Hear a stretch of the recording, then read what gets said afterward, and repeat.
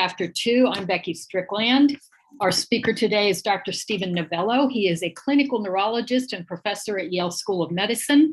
He has helped found the New England Skeptical Society, writes for the excellent website Science-Based Medicine. If you haven't checked that out, you really should.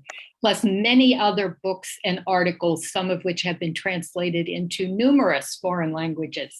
He took the show Skeptic's Guide to the Universe on the road. He talks and writes on all areas of critical thinking. Today, he's going to talk about the clean eating fad. And to the audience, there is a Q&A box at the bottom of your screen. The Q&A will be at the end of the talk. Please make your questions concise. There's also a chat box that you can use to talk to each other. Steven, we are thrilled to have you today. The screen is yours. Well, thank you all for having me. As I was, chatting to some of your compatriots before we started, that the Philadelphia group has been around for a long time. One of the few groups that was already in existence when I started the New England Skeptical Society in 1996, 25 years ago. That goes back a long way. So, any group with the endurance to go this long should be congratulated. So this is a great topic. I have a lot of fun talking about it. Clean eating. It is one of those buzzwords now that is pretty much utterly devoid of meaning, but it has a health halo around it. It's a good catchphrase for the wellness industry. But what does it really mean, and what is behind this concept of clean eating? What does it mean to eat clean? Okay, hopefully I'll be able to control. There we go. Now, all of my forwarding caught up with me. There we go. All right.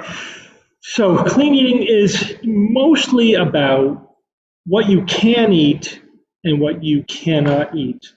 And it takes this very binary approach to food, and taking the approach that some foods are good, some foods are bad. Like, it's a very binary thing. So, like, for example, whole foods are good. What are whole foods? Again, it's a vague sort of abstract concept.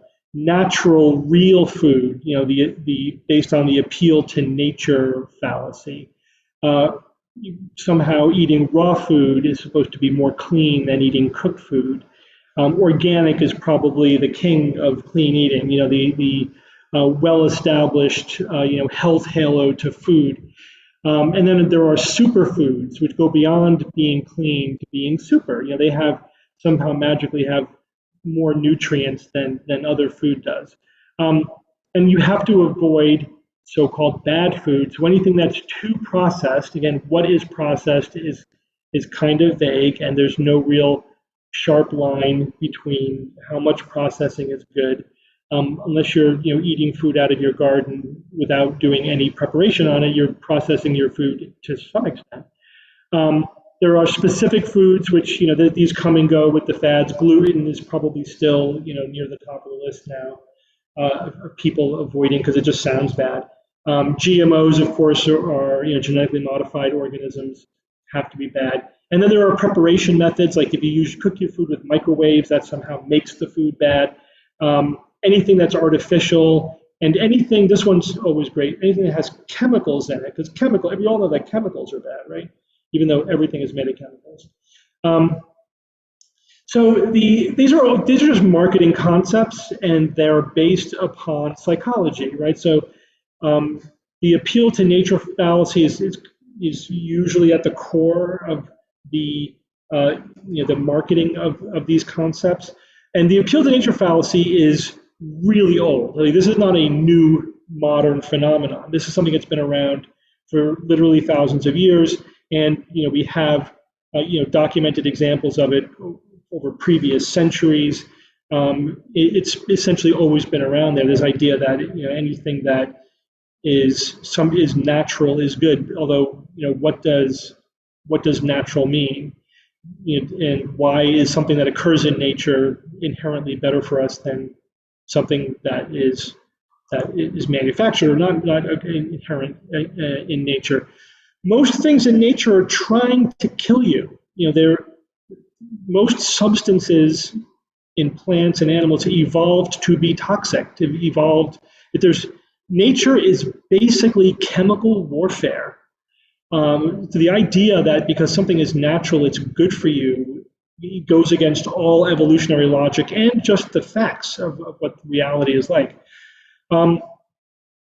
Chemophobia is another common core element of clean eating. It's the opposite of a health halo, right? So you attach this health halo to positive marketing terms for the products that you're pushing, and then you tarnish the competition with essentially slurs, right? So the idea of chemophobia is that chemicals are inherently bad for you, and you should eat as few chemicals as possible. But they never define what a chemical is. And they sort of count on the scientific illiteracy of their audience to not really know what a chemical is. And then, people end up saying things that are patently absurd, like they eat only food with no chemicals in them, which doesn't exist. All foods are made of chemicals. Chemicals are just substances, with elements combined together into molecules. That's a chemical. Water is a chemical. Everything is a chemical. If you read the chemical ingredients of a banana, it would fill an entire page with unpronounceable technical terms, chemical terms. It means nothing. Obviously, there are some chemicals which are critical, like vitamins. There are other chemicals which are deadly toxic. There are other chemicals which are fine for nutrition, or mostly the dose is what makes the poison. So most things you should have in moderation, and that's it. There's the idea that chemicals themselves are bad is unscientific. It doesn't fit reality. It's very easy to play on the fear of toxins. And again, whenever you're reading about any kind of alternative medicine thing, whether it's clean eating or not, where they invoke toxins, they never mention what the toxins are. They're very vague on what toxins are. Again, it's just meant to be a boogeyman, right? It's not meant to be scientifically accurate or informative. Again, pretty much everything is a toxin depending on the dose. Water toxicity exists, right? Water is a toxin at a high enough dose. At a low enough dose, pretty much anything is harmless. And so toxicity, is a dose-dependent phenomenon. And so, it doesn't really even make sense to refer to something specifically as a toxin. And so, and they never, of course, identify them, measure them, prove that they're being eliminated or that they're being avoided. And they also, in the marketing of this fear of toxins, usually because there's a product that's free of them or that removes them, they ignore the fact that, again, we evolved along with all other, life on this planet in the middle of this chemical warfare of life against life. And while the plants that we eat evolved chemicals that are toxins so that we don't eat them, we evolved the ability to detoxify our food. Right? And then we, of course, cultivated food that had fewer toxins in it, so that's easier to eat, and more stuff that we can eat. But our livers and our kidneys and our sweat and our skin does a fine job of detoxifying our bodies on their own. And generally speaking, unless again it's a medical intervention for something very specific, all of these interventions, nutrition or otherwise, that are supposed to be quote unquote detoxified, generally don't do anything. I mentioned health halo, which is the marketing strategy of generating a positive feeling assumption around a term like natural or organic, and without necessarily making a specific claim. Just creating this idea that if you're living a healthy life, I remember even like many commercials, they are amazingly claim free when that's their desire to be so. Buy Garlic, you're leading a healthy lifestyle, you're exercising, you're buying this product, and it's all great. They never make an actual claim. They're just creating this idea that healthy people do this, and this is a good healthy thing to do. And again, tying it to look at the other side, they have chemicals and toxins. And again, it's all built around this false dichotomy of good food versus bad food. And nutritionists will tell you there's really no such thing as good food and bad food. It's really all about your overall diet and the amount and the balance, not like specific foods that get demonized. And there's no magic food that's going to compensate for otherwise unhealthy lifestyles or an otherwise unhealthful diet. So it really is a flawed way of even approaching nutrition and eating. And this is just the 100% clean thing is everywhere. This driving down here this week. I actually didn't mention this already, but I happened to be in Philadelphia this weekend. I didn't know I was going to be in Philadelphia this weekend, but something came up, and I'm here with my family. So on the way down here, there's you guys have probably seen the billboards that say "Eat Clean, Bro," and this is in a Panera, the 100% clean. No artificial preservatives, nothing artificial. It's all clean. What does it really mean? Again, other than just to make you feel good and to make you stop thinking or exploring the facts in a scientific way, just feel good about being clean. All right. This works psychologically, partly because we have an emotion of disgust. Right? Disgust is one of the fundamental human emotions, and it is a negative feeling based upon a fear of bodily contamination. And you can see how this would be a very helpful adaptive emotion to evolve. You don't want to eat spoiled food because it can contain, it can make you sick. It can contain bacteria. It can contain things that, that can be unhealthy, that can harm you. So, rather than having to keep track of, what is good to eat and what's bad to eat, we just evolved the emotion of anything that makes you disgusted, don't eat, don't eat waste, things like that. Don't eat things that are crawling with fungus. So that this is just an evolutionary calculus. We obviously, through pretty much all of our evolution right up until modern industrialized societies, we were living in a very food insecure environment. And in fact, the availability of calories is pretty much the limiting factor on human population throughout history. And so the ability to eat a lot of different things is very, very evolutionarily advantageous, but there's got to be a limit, and if you go past that limit and you decide to eat your 10-day-old rotting meat, evolution makes a calculus. So are those calories worth it? And the line at which it's not worth it, that's the point at which you turn up your nose and feel this emotion of disgust over the idea of eating that thing. And that line moves, by the way. The line at which you get disgusted, it depends on how hungry you are. The more desperate you get for calories, the lower we're willing to lower that threshold. Again, it's an evolutionary calculus. Are those calories worth the risk? If you're generally well fed, the answer is no. If you're on the brink of starvation, you'll eat anything.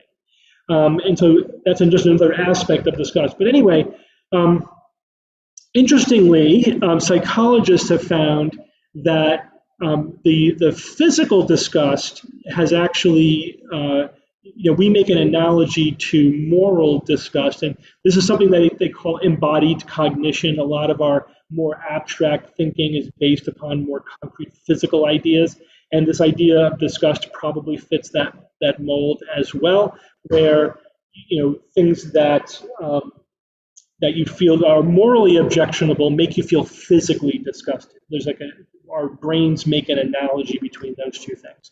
And so that's why it's easy for people who buy into the whole clean eating thing, they actually get disgusted over the idea of eating a genetically modified organism or eating something that's not organic. That actually gets tied to the emotion of disgust, which makes them very easy to manipulate. And again, the disgust idea is malleable, not just to your individual moment-to-moment condition, but also your culture. Some things are disgusting in some cultures and not in others. So they're trying to create this culture where everything is disgusting except for the products they're trying to sell you. It's actually a really good marketing strategy.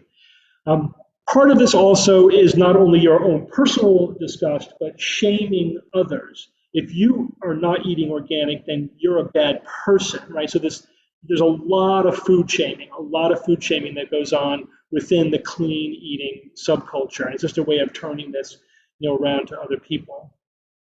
Here is a very just typical attitude I pulled off of the comment section to an article on GMO labeling. I think there is enough pollution, corruption in the world. It's way past time to clean it up, purify everything, especially our food. If you can't eat healthy, we're all in trouble. It's no fun going through life fighting unhealthy bodily conditions. So you see how they're weaving together pollution and corruption with food and being healthy. It's like it all intermixed together into this one bigger concept of being clean. All right. Another aspect of the clean eating movement is empowerment. Again, this is derived from the wellness movement in general. It gives individuals the illusion of power. And eating often becomes the focus of power. Psychologists, for example, a lot of them feel that a lot of eating disorders are all about individual power, right? And that's because what you put in your mouth is like that one thing that you have 100% control over in your life, in most situations, you're the only one that has control over what and how much you eat. And so, there's an inherent connection there between eating and power. And what the clean eating gurus are selling are this illusion that you can have power over your life, over yourself, over your health through this power of controlling what you choose to eat. And that empowerment is very appealing, and it's psychologically it's a brilliant marketing strategy. Part of that is to greatly exaggerate the role of nutrition in health. Now, of course, nutrition is a very critical part of health, and I'm not trying to minimize it. We're just trying to give it its proper role. Yes, it's on the list of things that cause bad health. Nutrition is one of those things. It's one of the 6 or 7 big categories of things that affect health that we always go through and think about.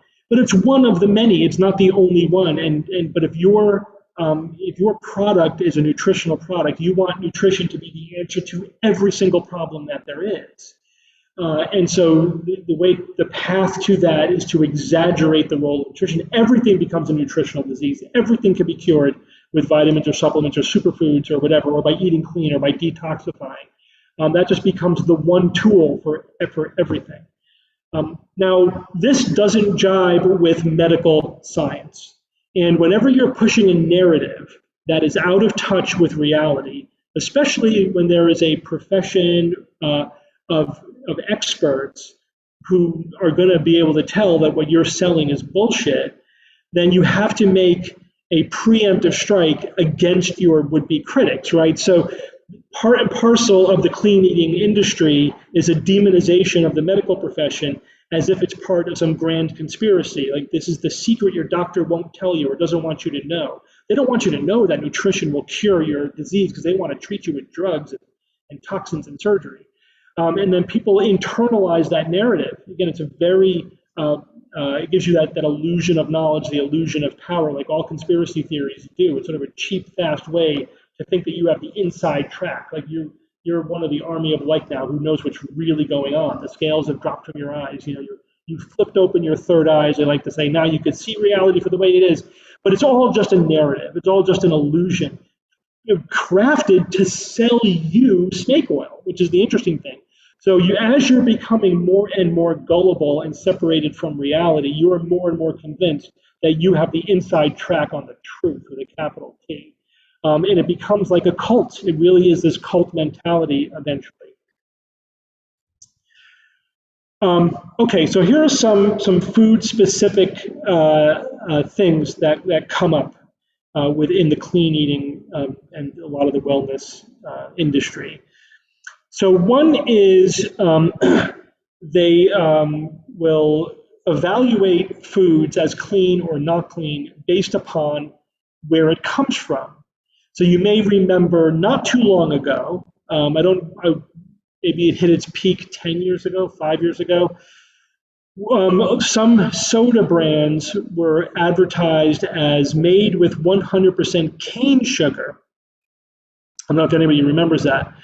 And there are a lot of people who would rather drink soda with cane sugar than with beet sugar or with fructose or with heaven forfend chemicals, artificial sweeteners, because cane sugar was all natural. And so the idea was that if you had sucrose from a sugar cane, it was somehow healthier than sucrose from a beet or sucrose from some other source. As if the source somehow magically transfers its essence to the final product. And I use that term very deliberately because that's the term that psychologists use when discussing this phenomenon. It is an inherent human belief, human psychological belief in essence. And we believe that our food has an essence, and that essence comes from its source, even though at the end of the day, chemically, it may be identical. A sugar cube is sugar, no matter where it comes from, no matter where that sucrose comes from. Similarly, a lot of the vitamin industry will sell we have all natural vitamin C. So is your molecule of vitamin C different than the molecule of vitamin C that's made from some other method? No. By definition, they need to be identical. But these identical molecules are somehow different based upon their source of where they derive from. That kind of essence thinking is rife within the clean eating industry. Also, method of production, again, rather than the actual qualities of the final product, they usually infer that the final product is better, but they're really talking about just how did it get produced in the first place. That's essentially the entire organic food industry, right? What makes an organic food organic? It's not the end product. It's entirely the method of production. That's what defines legally and also in just the industry, what defines organic. It's all about the method of production. And they don't even, they can't show that the final product is superior in any way. You're just supposed to believe that it is because the method of production was somehow cleaner or more natural or whatever. There are many, many fads. I already mentioned gluten, but there's many more. I just heard of one today that I hadn't heard before. There's a company now selling dark organic oxygen. Have you guys, anyone hear about this dark organic oxygen? Know what it is? It's freaking dirt. It's humus. And that's supposed to be good for you. So you're supposed to pay these gurus now so that they can tell you to eat dirt because it's organic and natural and it's got the oxygen in it. And I love how the internally inconsistent claims, like it simultaneously will increase your oxygen and it's an antioxidant at the same time. Just like this is an anti-inflammatory and will boost your immune system, which of course is the source of all inflammation. But these, simultaneously internally inconsistent claims don't mean anything because it's all buzzwords anyway. It's not referring to anything real or scientific. Antioxidants now is just another buzzword. People don't know what they really are, what the science behind them is, what they're supposed to do. Just all I know is that they're good for me, so I want stuff with lots of antioxidants. And also I want to increase my oxygenation at the same time. Okay, so focusing on the source, the methods, or any kind of fad, again, good, bad food, is not really an appropriate or logical, rational, or science-based approach to having a healthful diet or lifestyle. The thing is, the real advice can be boiled down to a sentence or two, but it's hard to make a lot of money selling books which are basically saying eat a balanced diet and you'll be fine. That's basically the advice that covers 99% of people. Just don't eat too much. Make sure you're eating enough plants. Make sure you're eating a lot of different things. Especially if you're in a Western industrialized country where we're not food limited, we're not food insecure. That's pretty much all you need to know. If you are healthy at baseline, obviously, if you have specific conditions, like if you're a diabetic, you need to know what a diabetic diet is, for example. But other than specific advice from your physician because you have a specific health condition, for most people, the difference between just having a well-balanced diet and then, obsessing over tweaking your diet to the nth degree is probably immeasurable. It is the very definition of diminishing returns, if at all. In fact, my own experience with people is that the more obsessed they get over tweaking their diet, the farther away they get from probably an optimally healthful diet because they start eliminating foods from their diet, which is counterproductive. They start overeating specific foods because they think they're superfoods, et cetera. They actually start to do less and less healthy things under the guise of obsessing about all of these distractions about the source and they would rather eat spoiled food than preserved food. I mean, it just becomes ridiculous. They'd rather eat cane sugar than aspartame. That to me that sums up the entire clean eating movement right there, where people were actually convinced that eating purified sugar, which we know from 100 years of research is really unhealthy. To eat, the amount of sugar in just one can of soda is not good for you, especially on a regular basis. But they somehow were convinced that that was better for you than essentially a chemically inert artificial sweetener with thousands of studies showing it's perfectly safe because of all of the clean eating nonsense. All right, so let's talk a little bit about the science. There's different kinds of science, and scientific research in any kind of medical claim is complicated, and so it's very easy to confuse non-scientists, non-experts by cherry-picking individual studies, which then you could make to seem as if they show something that they don't show. I obviously can't make all of you scientists, if you're not already, in 1 hour lecture, but just so that you're aware of the fact that there's different kinds of evidence. They all sort of are complementary, and you need to at least understand that you've got to put it all together with a pretty high level of expertise before you can make sense of it. There are lots of questions where experts will argue about it. Like even when you are a world expert, there's a range of reasonable opinions that you can come to based upon the same evidence. But in any case, just to very, very quickly review this so that you have at least some working knowledge of different kinds of evidence. So there is basic science versus clinical science, right? Basic science is in a petri dish or a test tube where we're just trying to see what happens on a cellular or biochemical molecular level. And we're not looking at the effects on living organisms. We just want to know, what does this chemical do to cells in a petri dish, for example, just to try to establish some basic principles so that we could better predict what may happen in living animals and living creatures. So it informs the basic science informs clinical science. But one of the things that you'll see frequently are products that are marketed based entirely on basic science. The unstated major premise there is that, well, if this boosts your immune system in a petri dish, it'll do it in a human being. Like, yeah, but the problem with that is we know from a couple of centuries of medical research that almost everything that looks good at the basic science level does not turn out to work out at the clinical level. It's less than 1% of things are going to work out. That's probably being very generous. But there is evidence that even if you pick the best things, only about 1% pans out, in terms of translating from basic science to clinical science. So selling a product, a supplement, because it does something to cells in a petri dish is completely deceptive. Don't buy that. There's also animal versus human studies, but once you get to clinical studies where you're looking at living organisms, rats, for example, or mice or whatever, versus human studies. So animal models, and without getting into the ethical end of this discussion, but just the scientific end, animal models are very helpful, and they absolutely do help predict human studies, but they don't replace human studies because rats are not people. So there's a lot of similarities between humans and related mammals, but there's a lot of differences as well. So anyway, just understand the role that animal research is playing. And again, it helps us predict the probability of a human study working out the way we want, but it doesn't replace human studies. Now, once we're doing human studies, we're looking at the effects of a supplement or a toxin or whatever, something in people. We break those studies down into two big categories, observational and experimental.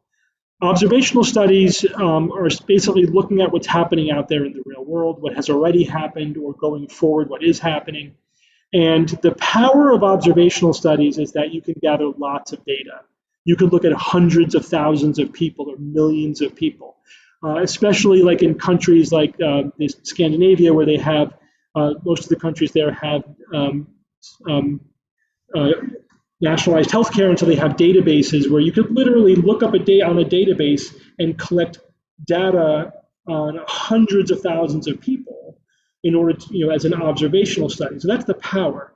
The weakness is that observational studies are not controlling for variables, and so there's lots of confounding factors. It's really difficult, and it's not impossible, but it's very difficult to infer cause and effect conclusions. You're really just finding correlations. The best way to make a cause and effect conclusions with an experimental study, because experimental studies control for variables. And the best experimental study will control for every variable, isolating the one variable that you're interested in. Then you could say this variable had this effect because we controlled for all other variables. Of course, experimental studies are generally not perfect. You may not be able to control for every single variable, just the ones that you can practically control for.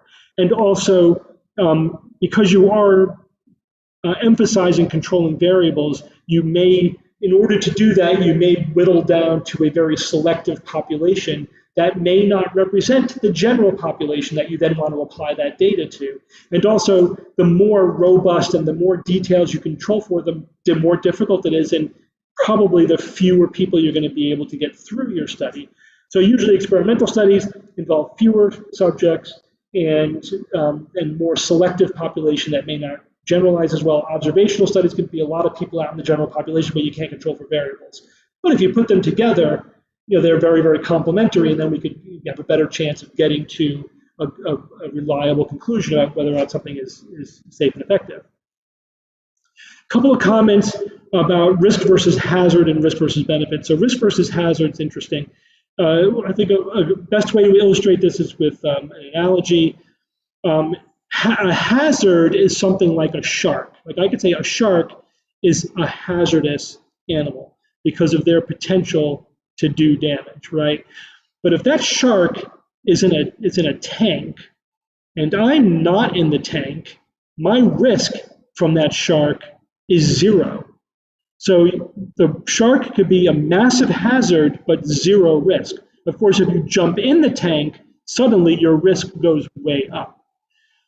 So when we're talking about like a substance like aspartame in food, if you do toxicology on it, you might find that has the potential to disrupt something. Whatever. This is not the case. I'm just sort of making it up as an illustrative example. You might find a chemical that disrupts hormones at a certain dose. And what you're really determining is the hazard of that chemical because it has the potential to do something which could potentially have a negative impact. The risk, however, is out in the real world, in the doses that people are going to be consuming, and how much bioavailability is there, how much they're going to get into their system, how quickly they're going to be able to detoxify it, et cetera. It might pose a negligible risk at the doses that people are likely to get exposed to, even though you demonstrated hazard in a petri dish. But again, when you're trying to fearmonger, you can confuse those two things. You could present evidence that something is a hazard and pretend like that therefore means it's a risk, even though it may not be a risk. Cell phones are a great example of this. We come all the time when people say, yes, the radiation from cell phones can cause this damage. So yes, but it doesn't do that in the real world. So there may be a theoretical hazard there, but when we try to measure real world risk from using a cell phone, it appears to be zero. So, or it's so low, you can never prove zero, but it's below a certain level, you just don't have to worry about it. And also the concept of risk versus benefit is helpful because everything has a risk. Doing something has a risk, not doing something has a risk. The most benign things can be risky. The only way to really think about an intervention is risk versus benefit, not just what the risk is. But if you just talk about the risk of anything, you could make it seem like a bad thing. Okay. I'm going to quickly talk about organic food, then I think GMOs, then we'll stop for questions. And I'm okay to go a little bit over. I don't know if you guys are on a time limit. So here is a conclusion from the Annals of Internal Medicine. The published literature lacks strong evidence that organic foods are significantly more nutritious than conventional foods. Consumption of organic foods may reduce exposure to pesticide residues and antibiotic-resistant bacteria. So this is their conclusion after a systematic review of 50 years of organic food research. And the conclusions, even though this is from 2012, it's still the same. Essentially, most people who eat organic food say they do so because they think it's healthier, but 60 years, 70 years of research has shown zero health benefit from consuming organic food. The only thing it does is it reduces the exposure to pesticides that are used in non-organic farming. However, one of the dirty little secrets of organic farming is that a lot of the times not all the time, but a lot of times they do use pesticides. They just use natural pesticides, and they don't measure those pesticides. And so when you're saying you get more exposure to pesticides with non-organic food, that's only the non-organic pesticides. You get more exposure to organic pesticides through organic food, and guess what? They're more toxic than the non-organic ones because they're limited by only what they can market as natural. They're not allowed to use whatever the science says has the best benefit versus risk. It has to be natural. So they're limiting themselves to a subset, and they end up with ones that are actually more toxic than the ones that are used in conventional farming. There's a lot of complexity here that I'm glossing over, but that's the bottom line. Organic food doesn't taste better than non-organic food. So people say it tastes better. No, it doesn't. Usually the studies are not comparing apples to apples, meaning that they almost literally sometimes they might be comparing a store-bought tomato to an heirloom tomato that was grown locally and organically. Now, of course, the locally grown heirloom tomato is going to taste better than the store-bought one, which is a different cultivar that was optimized for shipping and stuff like that, not for taste. But if you compare the same cultivar, one organic, one non-organic, nobody can tell the difference. There's no taste difference. Okay, the other thing to keep in mind is that while there is an increase in the pesticides, the level is still far below what is safe. So there's two levels that are well below safety limits, but one's lower than the other. It's a distinction without a difference. Plus, if you really want to minimize your exposure to pesticides, just wash your fruits and vegetables. Seriously, you'll have more of an effect from thoroughly washing your fresh fruits and vegetables than switching to organic. All right, let's talk a little bit about GMOs. I don't know if we're moving the needle on this one. I think things are getting a little bit better. But GMOs are literally referred to as frankenfood by the clean eating and the organic lobby. They're again trying to fearmonger about what is a completely safe technology. Also, it's very arbitrary, where you draw the line between what constitutes genetically modified and what doesn't. 99.9% of the food you eat is genetically modified. There's a very few things that look anything like they did in nature before humans started messing with them. But there's a range of methods. Obviously, the oldest method is just decades, centuries of cultivation. But more recently, 100 years ago, farmers started to do something called mutation farming. With mutation farming, they literally expose crops to chemicals or radiation that increases the rate of mutation in the crop. And then they plant the mutated seeds, and out of the hundreds that they plant, they'll pick the one that's the best or that has traits that they're looking for. That's mutation farming. There's hundreds of crops on store shelves that are the result of mutation farming. I'm not fear-mongering about it. It's perfectly fine. It's a perfectly safe method of doing it because you're picking the ones that are good. It's fine. But the point is, that's organic.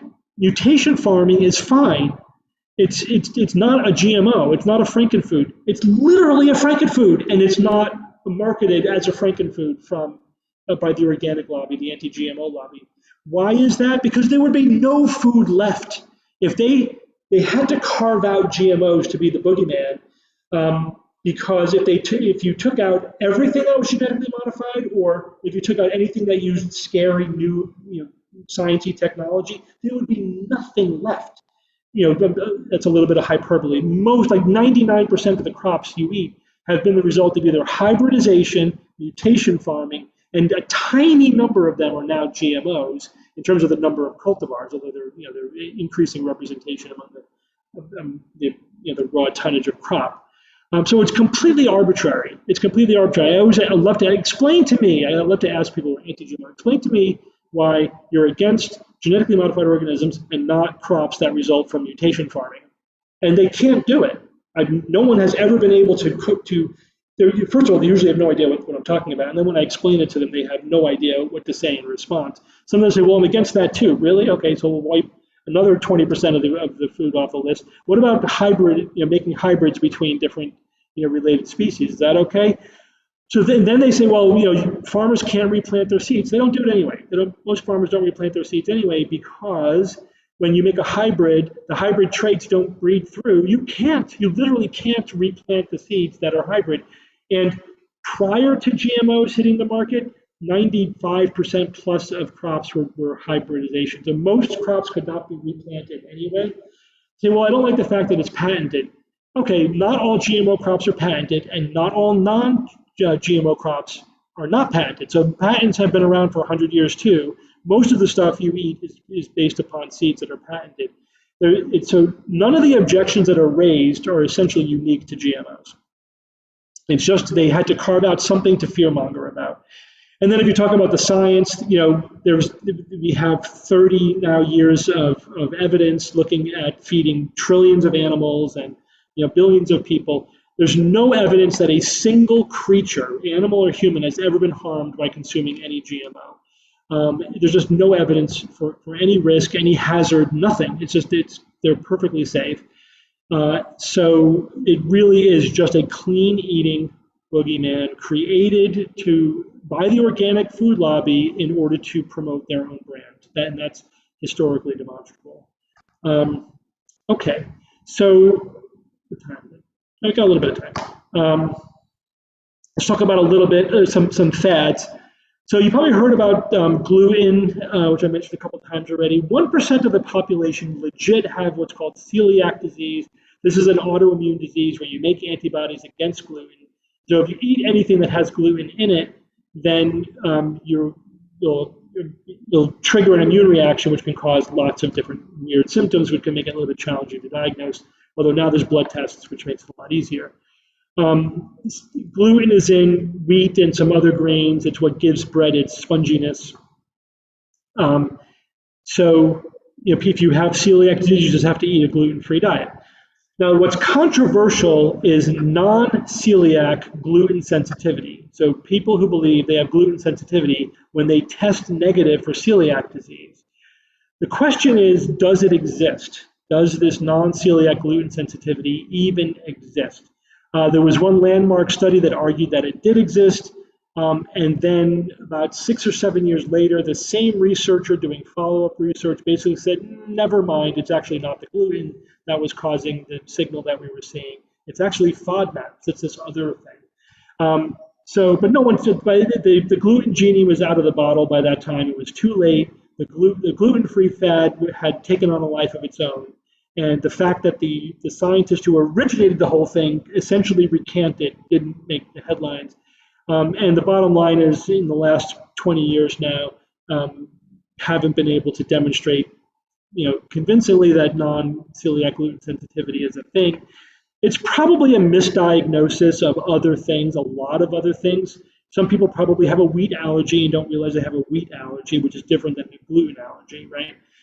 Some people might be having reactions to other constituents of foods that they're just confusing for gluten because it's the available faddish diagnosis. And other people may have things that have nothing to do with what they eat. They may just have a GI disorder or even an anxiety disorder can present with a lot of similar symptoms, maybe some kind of hormonal disorder.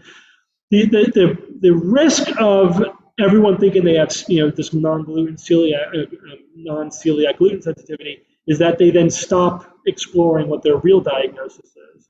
And I often have to tell that to a lot of my patients. The important thing is that we find out what you have. And I think if we settle prematurely on this diagnosis, we might miss something else, these fads can be a distraction from real medical conditions, but also they just become an obsession and another way to demonize certain foods or to think that the path to health is just eating the right food and avoiding the bad foods. I'm going to skip that. So there's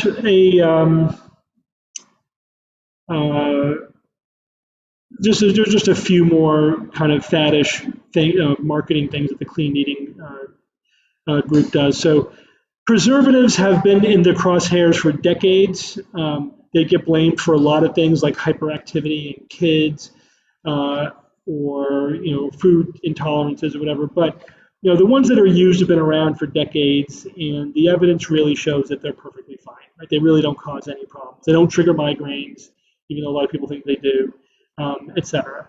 And so now there might be some rare individuals that have true sensitivities, but that's something you should sort out with your doctor. But there's no reason to obsessively avoid just general preservatives. They actually do what they say, right? They are preservatives. They reduce the risk of food spoilage. And food spoilage is actually a very real medical risk. A lot of people get sick and even die from spoiled food every year. This is one of those ironic things where you're worried about something that's benign, and therefore you introduce an unnecessary risk that's actually very real. So if we tried to pull all preservatives out of the food chain, we would be wasting more food, and there would be far more food contamination causing real medical problems. So again, risk versus benefit. The risk is extremely low as far as we can tell. The benefit is demonstrable. But if you're thinking in terms of good, bad, demon health halo, rather than what's the risk versus benefit based on scientific evidence, you get led to the opposite conclusion of the truth.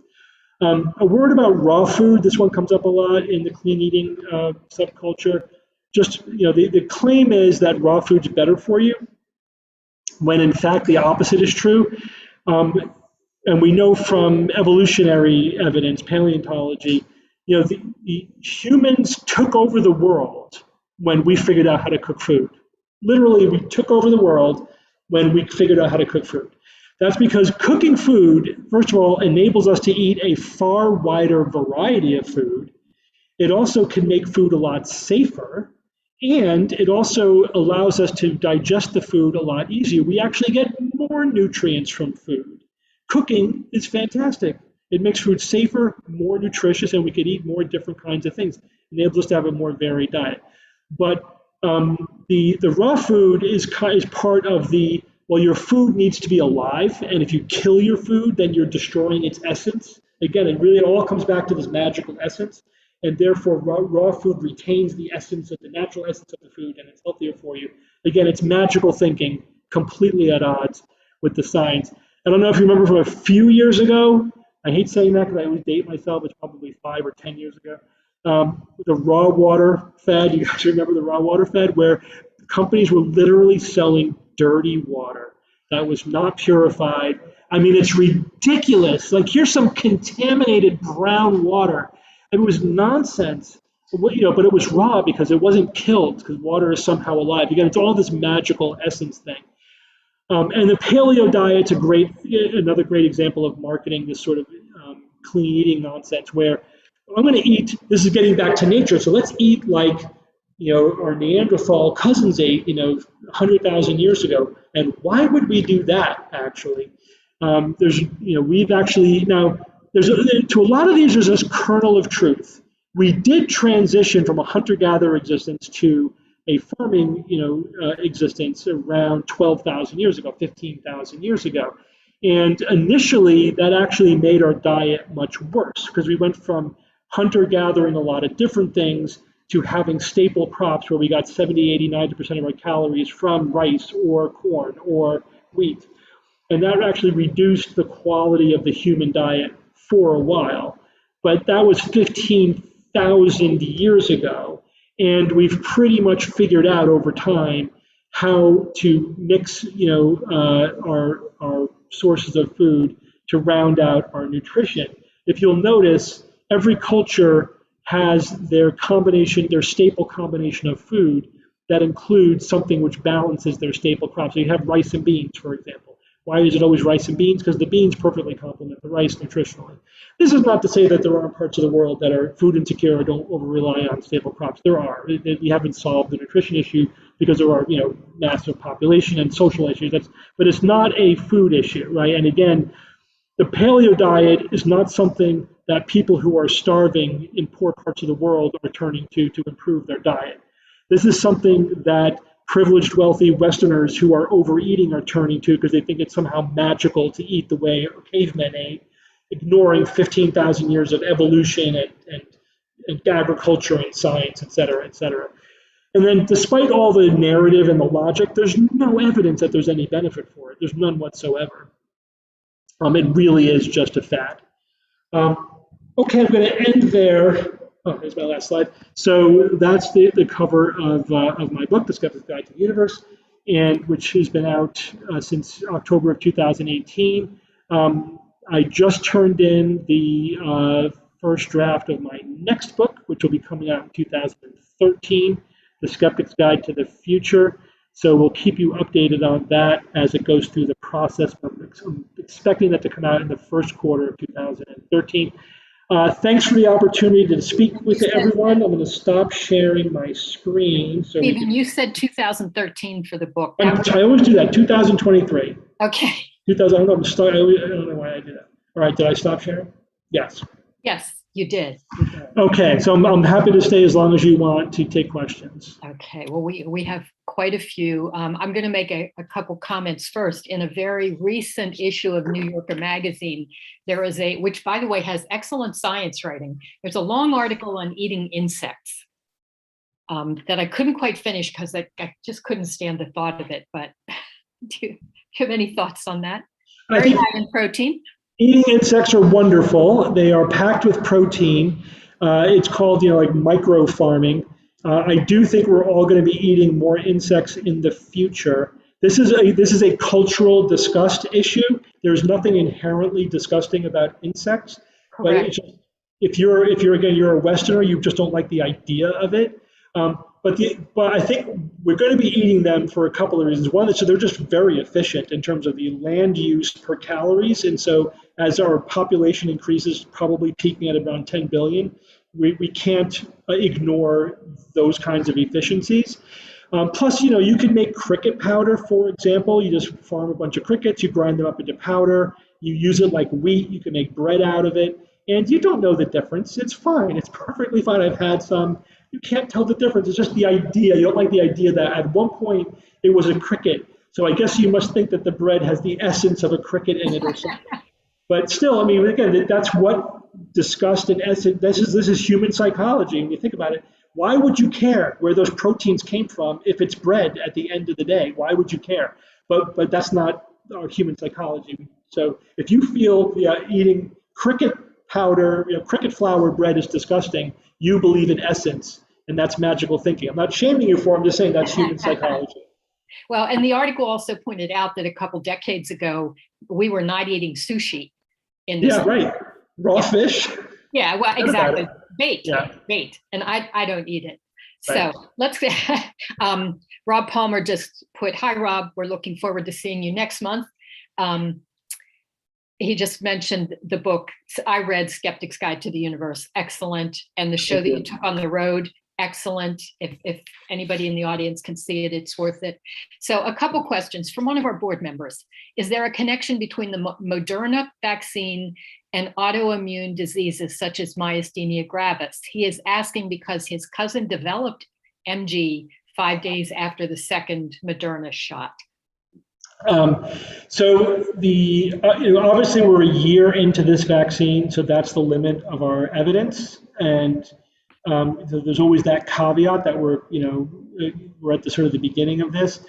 However, there's been hundreds of millions of doses given and tracked very carefully over a short period of time. So we do have a lot of data. There's a lot of data, and so far there's been no signal. There's been no again, you give a couple of 100 million people a vaccine, and all the things that are happening in the background are going to continue to happen. Some people were going to get myasthenia gravis over that period of time, and by chance alone, they're going to correlate with when they got the vaccine.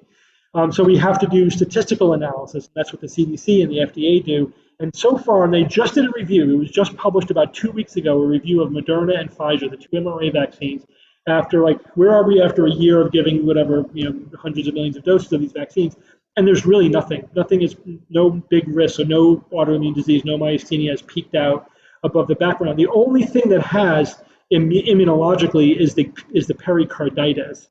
There have been some number of cases, like I think it's in the teens now, of people, maybe in the 20s, something like that, less than 100, of people with pericarditis. But they've all been mild. They've fully spontaneously resolved without any permanent long-term effect. So there's a little bit of inflammation and a lining around the heart. It's transient. They usually get admitted to the hospital for a day for observation, just out of an abundance of caution. But so far, none of them have had any long-term or severe consequences from that. So again, there's no such thing as zero risk, but we could say after a couple 100 million doses, there's nothing so far, and so any risk that is there is statistically negligible.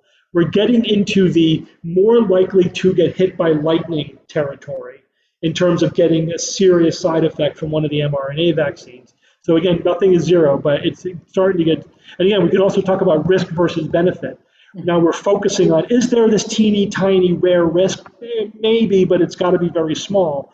But what's the risk versus benefit? What's the possibility that you will get infected from COVID and dying is orders of magnitude greater than any possible remaining risk to the vaccines. Got it. Okay, from one of our physician members, does the gut microbiome have a role in amyotrophic lateral sclerosis, muscular sclerosis, myasthenia gravis, Parkinson's, etc.? So that's an active research question. In fact, my chairman is an MS doctor who researches that. And the last time I spoke to him about that, his overall take was, it's a lot more complicated than we thought it was going to be, which means that, yes, there's some signal there that there's something going on with what the gut bacteria are secreting and that interacting with the hormones in the brain. And then there's some kind of connection with certain neurodegenerative disorders. And some of them, like Parkinson's disease, the more recent evidence is showing that it may, at some level or in some people, be an autoimmune disease where we didn't really know that before.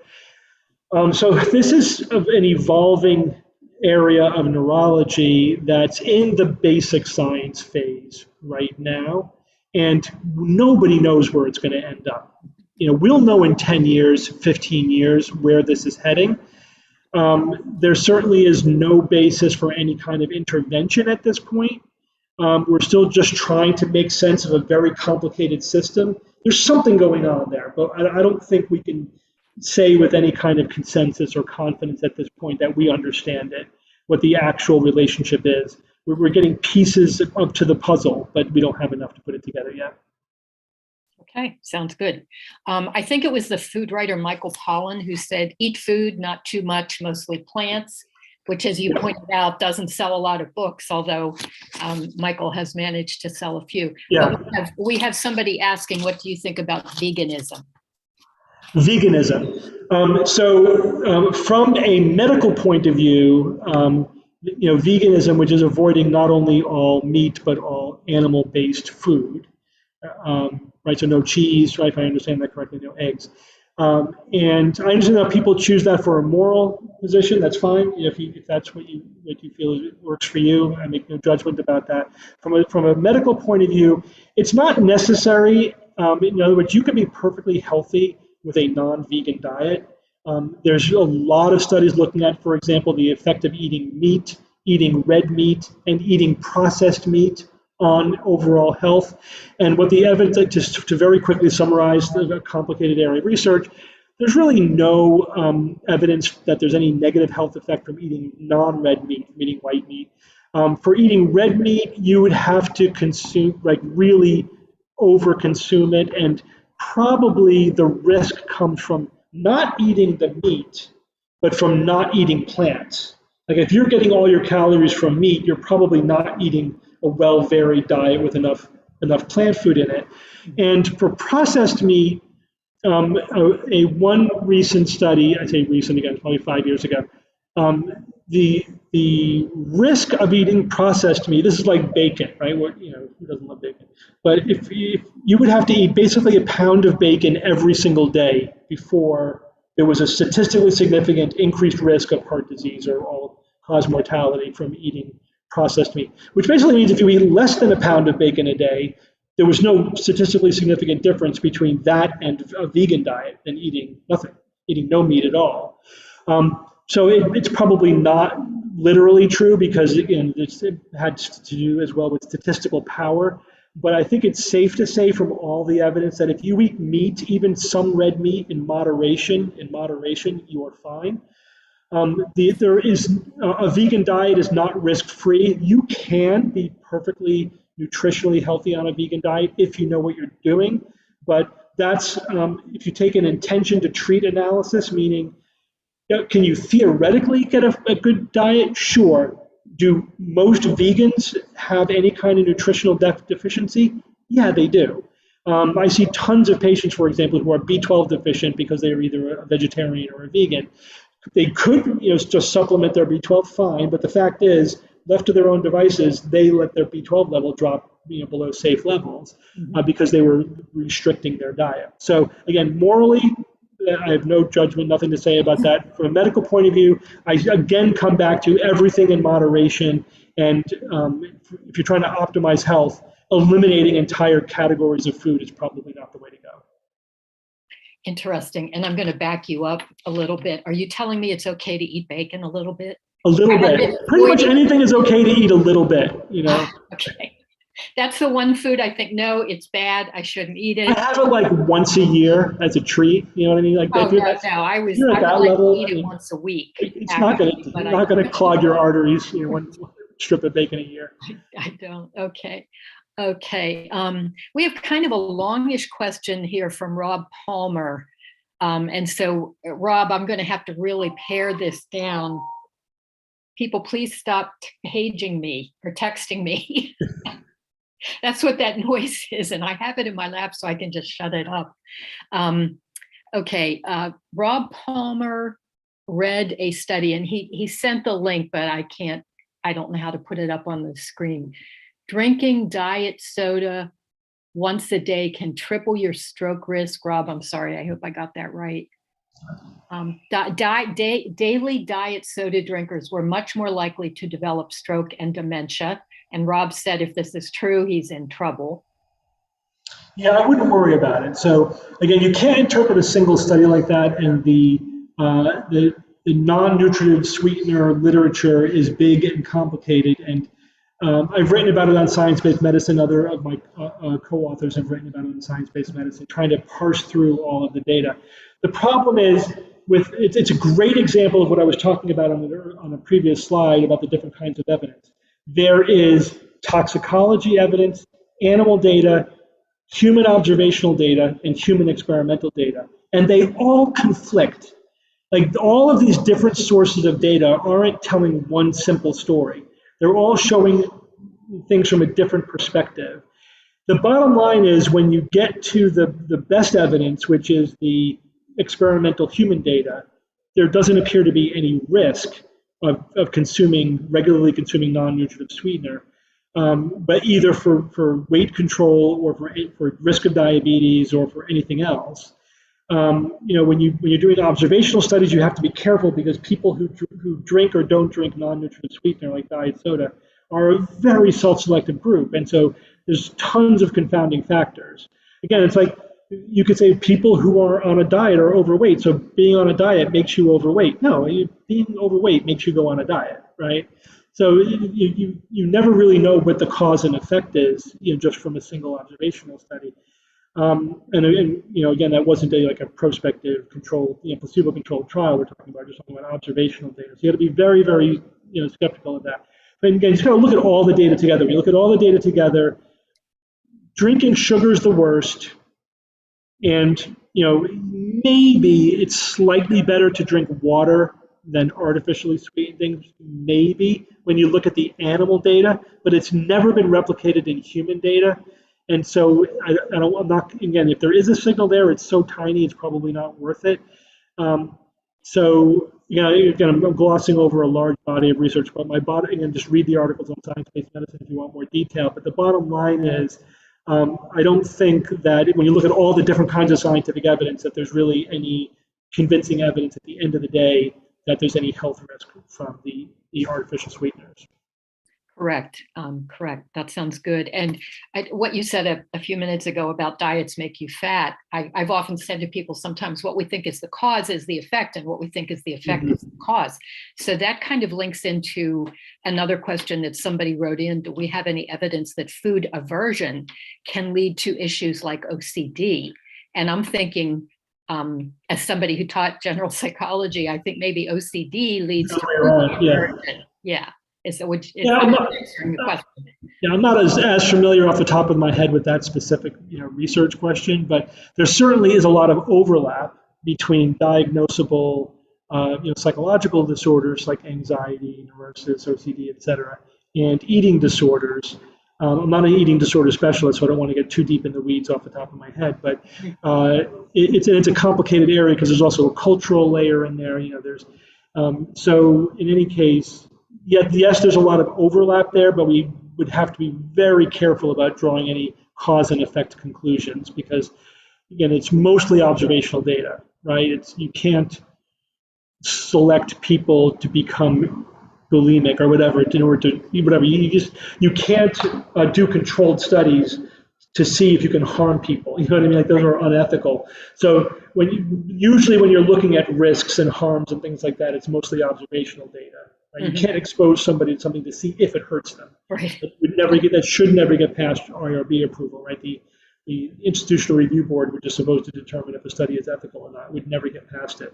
Those things went away with the Nuremberg trials. So we have to content ourselves with observational data. So how do you do that? And that's through triangulation, right? You can infer cause and effect, but it takes a lot of studies. So the best example of that is smoking and cancer. There isn't a study which proves experimentally that smoking causes lung cancer because you can't do that study. You can't force people to smoke to see if it gives them lung cancer. So you have to do observational studies, but you could say it correlates with the risk of developing lung cancer. The longer you smoke, the greater your risk of getting lung cancer. The more you smoke per day, smoking unfiltered versus filtered, all these things correlate with the risk of lung cancer. And if you quit smoking, your risk of lung cancer goes down over time. And the most parsimonious way to explain all of those correlations is with the conclusion that smoking causes lung cancer, and that no other causal inference comes even close to explaining all that entire pattern of correlation. So you can get there. You can absolutely get there with enough observational studies, but not from one. You always are having to triangulate from different perspectives. Gotcha. Okay, here's one. This person says, I once debated an anti-GMO activist, where there is no getting through to those people, who made the argument that the farming of GMOs leads to increased spraying of herbicides and pesticides on crops, such as Roundup. Is there any truth to this? So what leads to increased pesticides? I missed that part. The farming of GMOs leads to increased spraying of herbicides and pesticides. So that's a misleading statement because GMOs are not one thing. GMOs it's a technology. It's a suite of technologies that are arbitrarily decided. We're going to call these GMOs, but it's not one thing. You'd have to say that Roundup Ready corn leads to increase. You have to give me a specific GMO, not GMOs in general, because the American chestnut tree is a GMO that's resistant to the fungus that was wiping it out. They don't lead to increased herbicides in crops. So if you say, so we could break it down a little bit. If you look at GMO cultivars that have the Bt trait in them, they actually lead to reduced pesticide use. So that's one GMO type that reduces use of pesticides. The Roundup Ready crops increase the use of Roundup, but they decrease the use of other herbicides that are far more toxic than Roundup. So if you're just talking about the absolute amount of that one herbicide, yes, that's what they're designed to do. They're designed to allow you to use that herbicide. So of course the exposure to that goes way up. But you know what? Roundup is an order of magnitude safer than the ones it replaced. And if you don't use it and you instead use other herbicides, then you're actually getting more toxicity.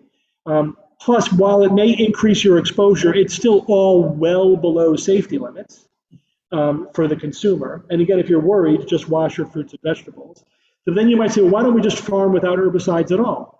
Great. So you're going to basically hand weed, which releases carbon from the soil, which is not good for the environment, not good for global warming, is massively expensive and labor intensive. And good luck getting the agricultural industry to do that, with what resources when their margins are so thin to begin with. So it's not really a practical solution. And again, it's debatable whether or not it would be, in fact, better, because it actually is not good for the soil. But it's best for the soil just to leave it alone and just get rid of the weeds with a, incredibly safe, all things considered, herbicide. So that is a very deceptive question. Like that, the framing of that question is deliberate, and it confuses GMO technology with all GMO crops. Because again, that's their narrative. GMOs are about using herbicides and pesticides, but it's just not true. It's not true. So they'll oppose golden rice, because, well, we don't like patents. Well, it's not patented. We don't like the herbicides. It has nothing to do with herbicides or pesticides, nothing whatsoever, et cetera, et cetera. It's to benefit farmers. This is to benefit consumers. This is to save blind children. I mean, what do you got against blind children? So, there are examples of GMO crops that break every single anti-GMO narrative. I will push back on one thing. You said that you can't get through to the anti-GMO crowd. Actually, that's not true. And this is a bit of good news. That if you go issue by issue, now, it may be true of the extreme activists, but your average person who will check the box and say, I don't like GMOs, they're actually among the most amenable to correction of misinformation with new information. And the reason for that probably is because anti-GMO attitudes in the public, again, maybe not the hardcore activists, but in the public, are not built upon a worldview necessarily, or a political ideology, or a tribe, so much as they are built on active misinformation. If you're anti-GMO, again, in the public, the chances are you are anti-GMO because you have been lied to and fed misinformation. And when you correct that misinformation, people change their mind. It's the most amenable topic we generally deal with that will respond to the knowledge deficit model of just giving people correct information. Whereas, say, global warming deniers, those are the ones you can't get through to. They have actually more facts than the average person, but they are ideologically dedicated to global warming denial. Anti-GMO people can be convinced with information. That is wonderful to know. Yeah. That is really wonderful. I've probably given up too quickly. Yeah. People. Okay. I'm going to ask a question of my own. I have a friend whose adult daughter is on the keto diet. Mm-hmm. Yeah. And they didn't ask my opinion, so I didn't offer it. But she needed to lose 150 pounds, and she had not had luck with other things. And now she has lost probably 40 or 50 after a couple months on it. And she says she has more energy. And what's going to happen here down the road? Yeah, so you're not psychic. 4 to 5 months is not the key time to. That's when the keto diet has its. If we're talking about keto diet for weight loss, right? The keto diet has there are other applications for seizures and things like that where the research is complicated. I don't want to get into it, but I can't just make a blanket dismissal of it. There's complicated research for that. But if you're talking about it as a mechanism of weight control, of having a healthy weight, what the evidence, again, this is where we get the clinical evidence versus the basic science versus the animal research. What the totality of the evidence shows is that there's probably a short-term advantage, but a long-term disadvantage. Mm-hmm. So by 6 months, people are losing more weight on a low-carbohydrate diet, but at 1 year, they've gained back more weight than they lost. And at the end of a year, people who are either on a low-fat diet are doing better than the low-carbohydrate diet, or people who are just doing calorie counting or something more practical or the best off. The keto diet is even more than a low carbohydrate diet. It's low enough that you go into ketosis, which is that the ketosis is what's being exploited for medical uses. And again, I think it's controversial, but maybe correct. But exploiting that for weight loss, I think, is not only not beneficial long term, but is potentially harmful. It's because it's one thing if you're doing it under a doctor's supervision, where they're carefully measuring your parameters and they're following you very closely, and they have some kind of clear outcome that they're looking for. It's another thing if you're doing it yourself based upon some guru or book or internet or whatever, and it could be very dangerous. There's something literally called diabetic ketoacidosis, right, where the whole point of ketosis is to become acidotic, and your brain doesn't like that. But there's really no, I think, reasonable basis to recommend a ketotic diet or a keto diet. Low carbohydrate diet, there's still, it's controversial, but I personally think that I'm not convinced by the evidence. There was just a recent, like last week, opinion paper published by a lot of researchers who said that there is something to the low carbohydrate diet, but I'm still not convinced. I think they're extrapolating way too much from the preclinical data, and I'm still waiting. Show me one study, a good series of studies that are replicable, that shows me long term you're better off on a low carbohydrate diet in terms of weight management. I prefer the bottom line of diets don't work. Going on a diet is what doesn't work. You need to figure out some way to make changes to your lifestyle. Just trying to willpower your way through starving to weight loss is not a good long-term strategy. Yeah, I'm very concerned, and I expressed a couple concerns very early on, and then I just stepped back. So, okay, thank you for that. Here's another question. This one, I'm not sure I understand this. I'm going to read it slowly. There are harmful substances that contaminate our food. How often have you been aware that some of your arguments are being used to protect manufacturers from reducing contamination? Never. I'm not aware of it ever happening.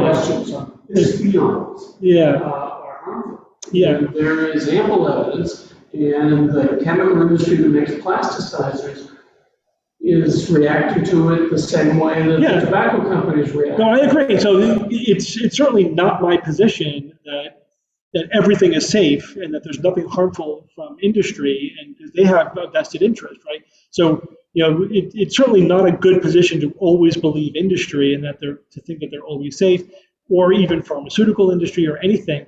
In fact, we need the EPA, the FDA. These organizations need to exist in order to test the safety levels of anything that will get into the environment, get into our food system, be consumed by the public.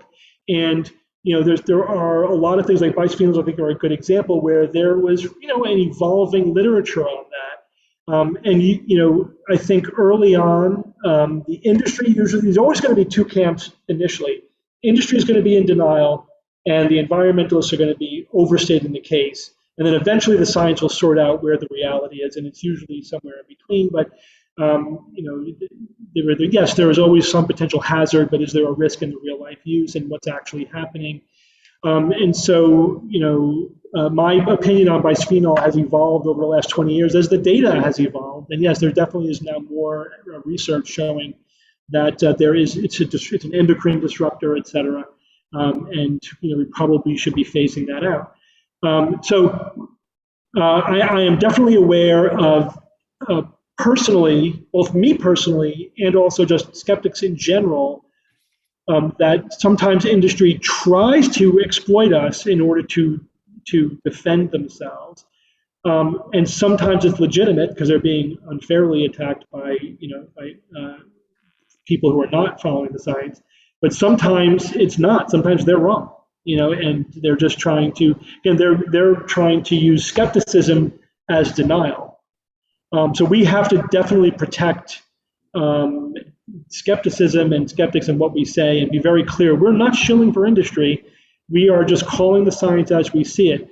There's one organization that I used to belong to like 30 years ago that I had to disassociate from because initially, this was the American Council on Science and Health, which sounds good, but they all sound good on paper. And initially they were, I joined them as just as a advisor. I never actually ended up doing anything for them because of their anti-smoking stance. It's like, yeah, I'm a young doctor, anti-smoking. They say they follow science. Great, let's tell the public how awful smoking is. And then over the years, I started to notice that they're really a libertarian group, not really a science-based group. So I had to just basically quit and say, no, I just cannot in any way further tie, my professional reputation to this group. And I basically just kept them at arm's length since then, although they refuse to take me off their emailing list. But that's okay. I get to see them. And some of the things they say are correct. Like sometimes that's the correct position. It's just that it's always the same position, whether it's correct or not. You know what I mean?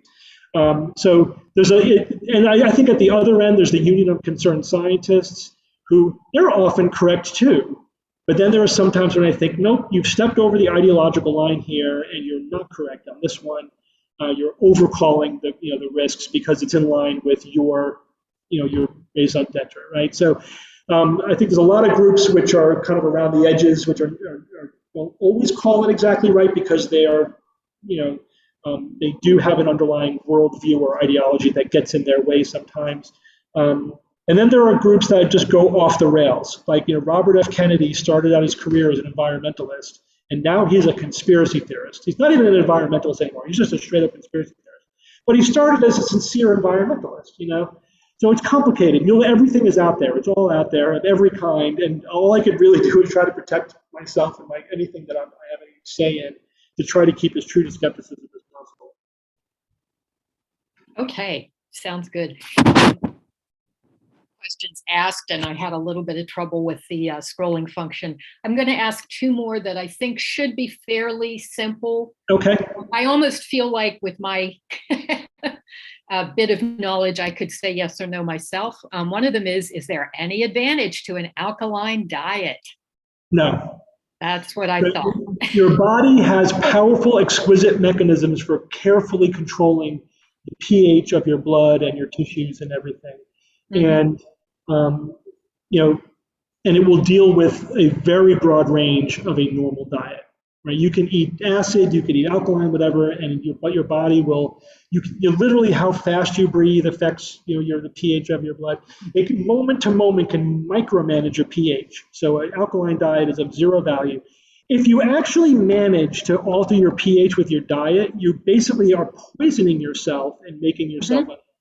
Right, so, you can throw your heart rate up, right? Yeah, so be thankful that it's worthless, because if you actually manage to do it, to alter your pH, you'd be screwing yourself over. Yes, that's exactly what I've told people. Good. Who wants to listen to me, though? I am not a doctor. Okay, and the next one is stevia or other sweeteners, and I'm guessing what this person meant was artificial sweeteners. Yeah. Are they healthier than sugar?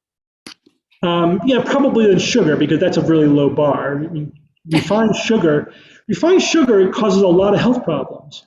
Uh-huh. And I know I read a very interesting review where they looked at Native Americans, mm-hmm. and you can time the introduction of tooth decay and diabetes and a host of health problems with the introduction of sugar from Western civilization into their society. Yes. So again, there's no good and bad food. Everything is in moderation, but definitely we overconsume refined sugar generally in our culture. I think it's one of the things that's important, just to make sure you're keeping it in actual moderation. It's very easy to overconsume sugar because it's so I do tend to actively avoid it just to keep the amount down to a reasonable level. And the artificial sweeteners, all of them, I personally dislike stevia because I think it tastes horrible.